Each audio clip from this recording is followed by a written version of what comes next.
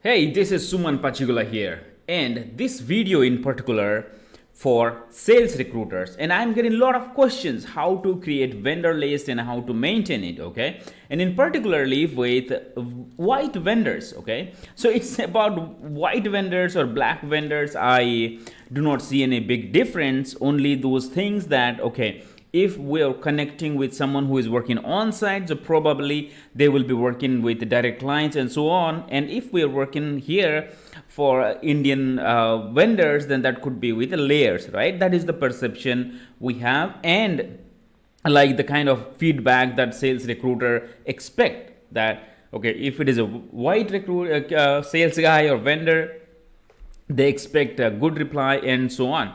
All right, so I'm not going to dive into that details because if both the side they have a pros and cons. So now let's focus on the first thing that you need to understand as a sales person, that how you are going to maintain relationship, okay? And it is all about your rapport and communication. So how you are going to build your rapport and communication so that you can maintain a healthy relationship, okay? And the first thing you need to understand the way you are writing emails. That is very much primary, guys. If you really want to work with a very senior and sincere recruiter, so you got to focus on your emailing style. You cannot be writing emails the way you just send mass emails, right? Why these companies hire people with very less salary and they have a template, and what they do is, hey, hello recruiters, we have these many of candidates in our bench, and let us know if you have any requirements. They copy paste and they send the hot list, and it will reach to all the recruiters, and whomever has the position, they'll reach back, right? That is one strategy. That is spray and pray strategy that you do it. And sometimes what happens if you do that, if you have recruiters, let's say you have recruiters working with Randstad or Capgemini or maybe for Kforce or bigger companies, tech systems, we don't know. So and there are big companies are there, and you start sending that kind of emails every day morning as soon as you log in. What is that going to happen is it is going to minimize your credibility as a salesperson. So first thing you got to remember, if the moment you are focusing on building rapport, then you got to focus on customizing emails, okay? You got to customize as if you are talking to that person. How would you do that? You would have, if you are, oops, I got a call. Let me close it. Let me take the call, okay? I'll connect back.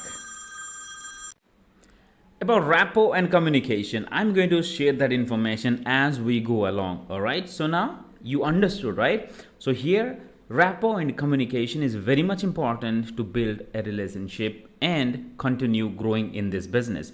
And now, as a sales recruiter, you got to understand that what are the pain points that generally recruiters have.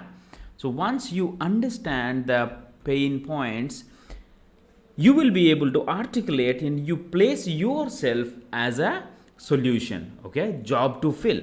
Generally what recruiters will have in the problem, that they have a short time, and in that short period of time they need to fill the position, and they will have a targets the way you have targets, and they have a bigger problem of identifying fake candidates. And as I was talking to so many business owners and the people from US, so they have a primary concern that our recruiters give fake resumes, and that is what jeopardizes their job and their credibility with the client. And you need to understand that, all right? And we know there are a lot of sales recruiting companies, bench sales companies who have OPTs, CPTs, H4s, L2s on their bench, and they market it saying H1B. And you know that, right? They take CPTs, OPTs, they train, and they get support from outside, and that is how it goes.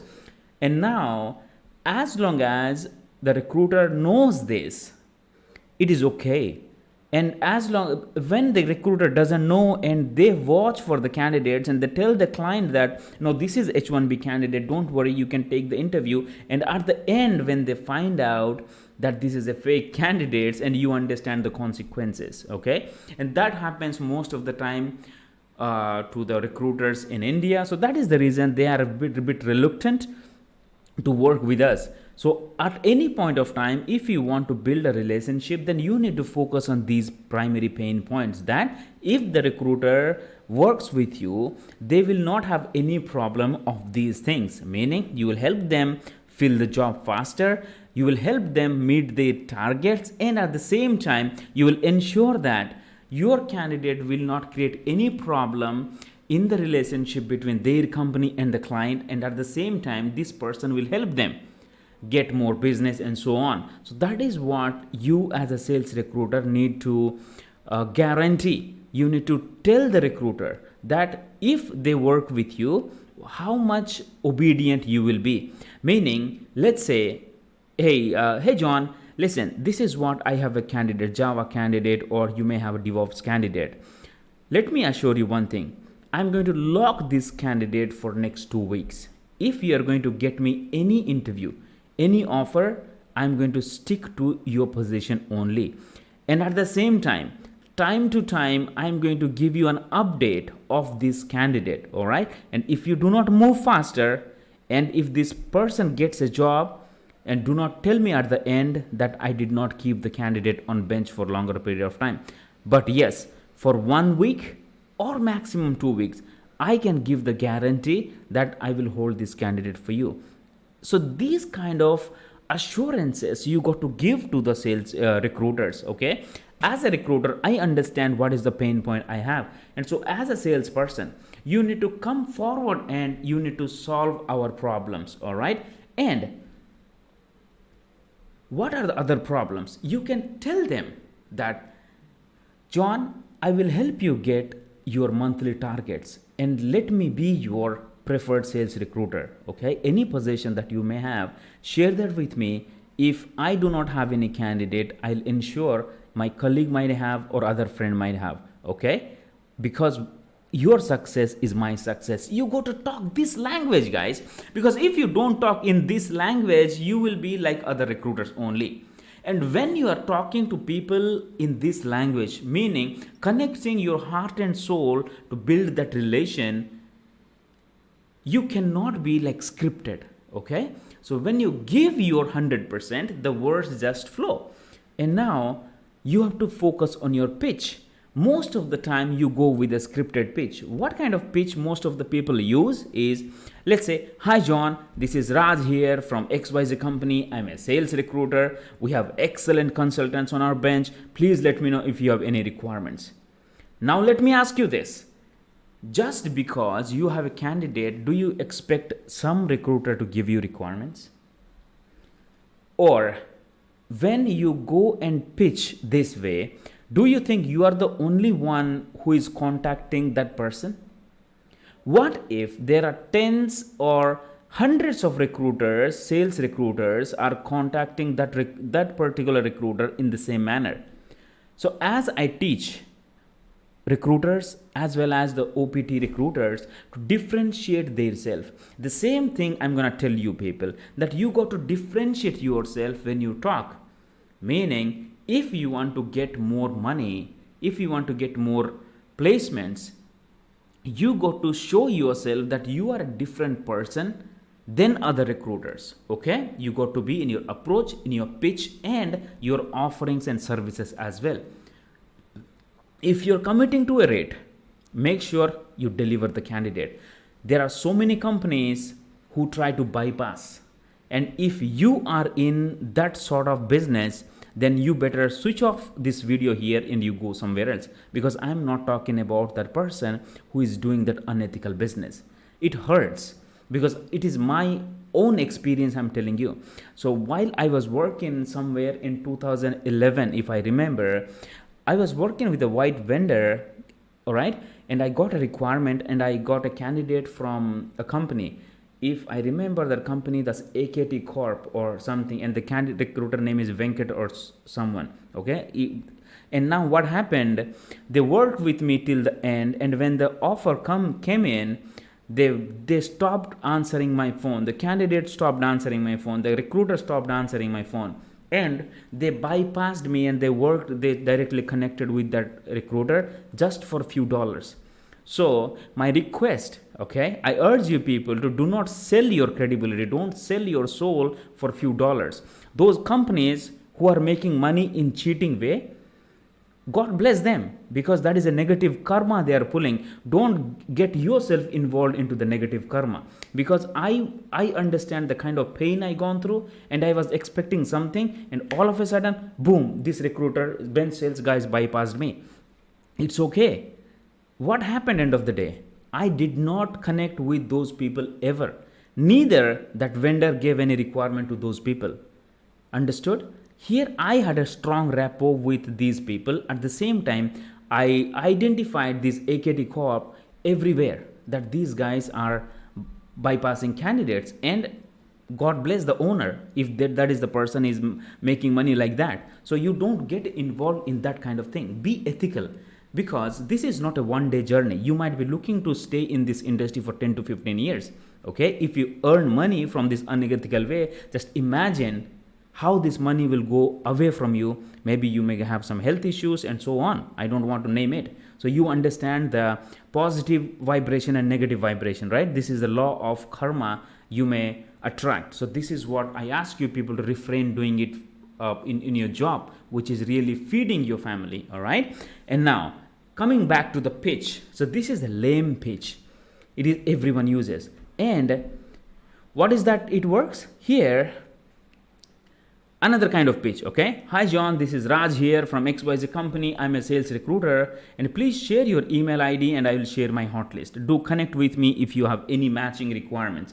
And I don't know you, you don't know me, and all of a sudden you started asking me my email so that you send me hot list. So do you think I have no work only to read your hot list?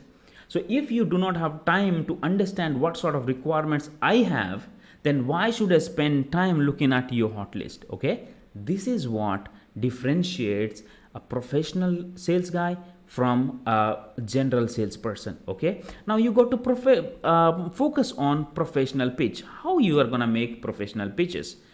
Professional pitch is like more connecting, as if you're talking to the person. Okay, in professional pitch, always focuses on them, on the listener, on the reader, not on you. If you see this, it was about my name is Raj, my company, I am a sales recruiter, and my hot list, and with me. And if you see this, the same thing, my name, my company, I have our bench, send me. So this is what you're talking about, more about you.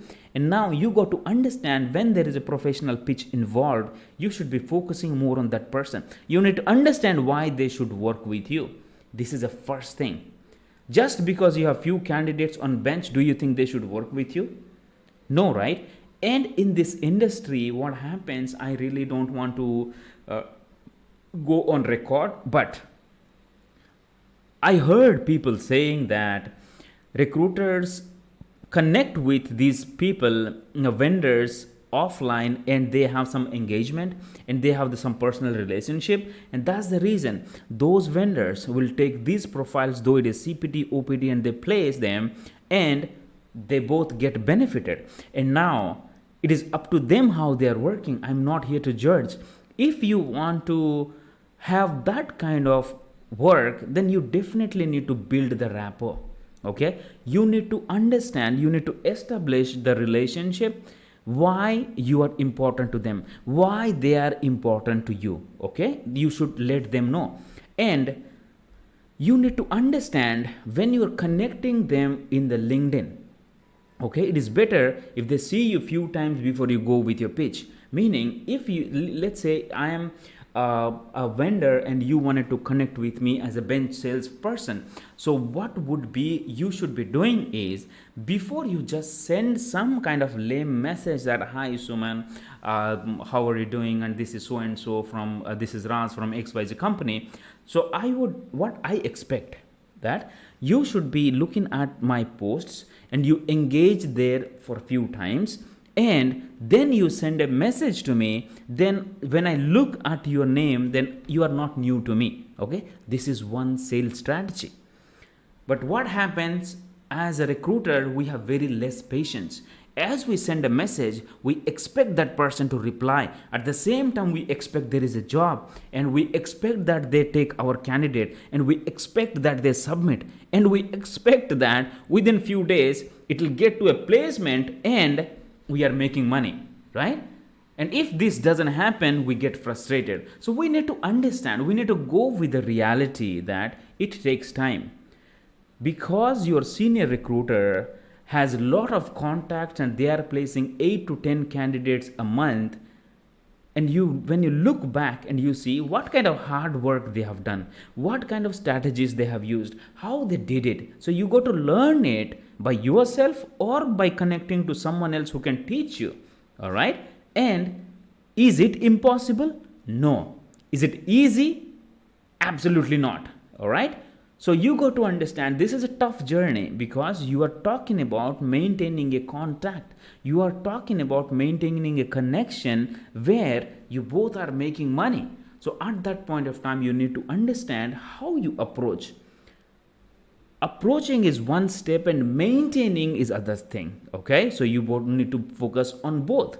And now when you are sending messages in LinkedIn, what you need to understand is, before you send any message, do not just mention the general way of communication, like, "Hi John, good morning, this is Raj from XYZ company," and they do not look at you because the other recruiters may send like that. My primary focus for this you people is to differentiate yourself as much as you can from the crowd. And this is example, okay?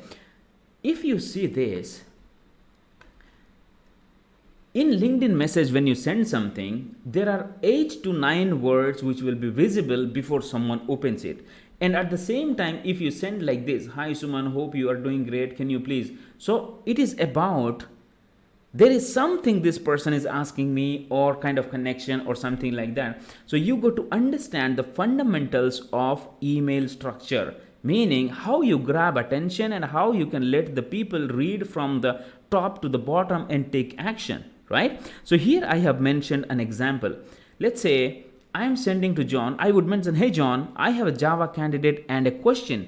And when I copy paste or type this, the first thing John is going to look at these things before opening it. And when I said I have a Java candidate, I focused that I'm talking about the Java requirement that the person has. And what I said, a question, John, meaning, see, I have used the name twice, meaning I am trying to be as close as I can. So I have a Java candidate and a question. Okay, that person will click and understand what sort of question that I have. And now I will have other things mentioned in the message so that I can connect back. This is customized message, all right? And now if you want to connect with these kind of people, so what you should be looking is, this is an example, all right? You can make the way you want it.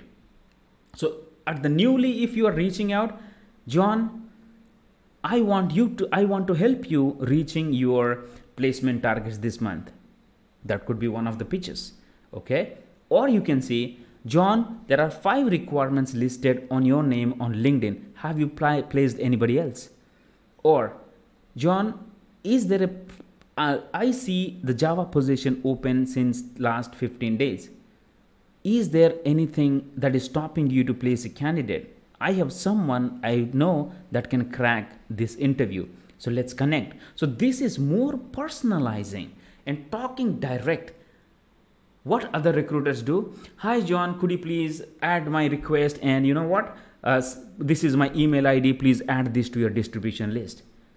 Why should I add to my distribution list without knowing who you are and what you have? Are you getting my point? So this is the way you differentiate yourself. And if you are not making any placements, if you are struggling to make placements, you need to understand and look back.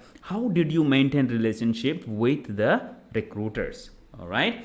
So if you are more of a copy paste person, or you have established individual connection, it is going to take time, guys. You got to remember, it is going to take time, but you need to have patience. So you need to keep a target, at least 3 recruiters I'm going to connect today.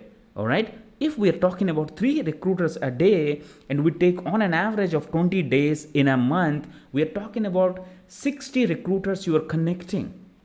60 different recruiters, 60 different vendors, and now let's say 50% are not connecting with you. Still you have 30 recruiters connected with you. Let's say 50% of the recruiters do not share after you connect. There are still 15 recruiters who have connected with you and made relationship. So now guess what? In 4 months, if every month you have 15 recruiters, by 4 months you have 60 recruiters who are working with you, and you just have to spend time focusing and maintaining their relationship with them. All right. So remember one thing: if you help other person to get what they want, ultimately you get what you want. So if you help the candidate reach their monthly target, if you help the recruiter reach their monthly target, by default you reach your monthly target. Because if this recruiter doesn't have any requirement, who knows, in the future that person may refer you to other recruiter. Correct? By now you understood what is that you are doing and how you can do things differently. If you like this video, share and comment here that you liked it, and I'm going to add more such videos for sales recruiters. All right. And I'm trying to work on how I can get more content for OPT recruiters as well. All right. So get more recruiters looking at these videos, and bring your friends to subscribe and help me reach to the 5 million goal. This is Suman Pachigulla, and I'm on a mission to impact 5 million lives through recruiters. Take care and God bless, guys.